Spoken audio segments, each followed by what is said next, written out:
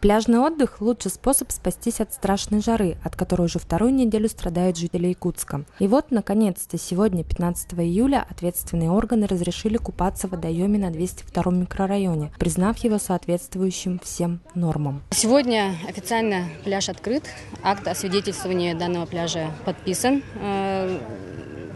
В связи с тем, что есть акт обследования, водолазного обследования дна данного водного объекта, есть акт Роспотребнадзора, что норма соответствует нормам Санпина, состояние воды и песка. Также есть спасательный пост со спасателями круглосуточный.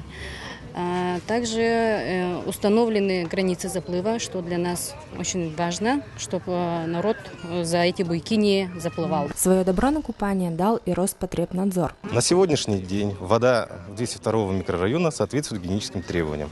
Работать городской пляж будет с 11 утра до 11 вечера. За безопасностью отдыхающих будут следить специально обученные спасатели, а охранять покой – полицейские патрули. Кстати, в этом году объект объявлен зоной трезвости. На его территории не будут продаваться алкогольные напитки. Также их категорически будет запрещено проносить с собой. Вода хорошая, тепленькая, от жары спасает. Как водичка? Успели искупаться? Нет, еще, но она теплая. Пришли, но немножко теплая. Потрогали водичку. Ага. Теплая такая. Рады? Что? Да, очень рада рада. первый раз вообще в жизни.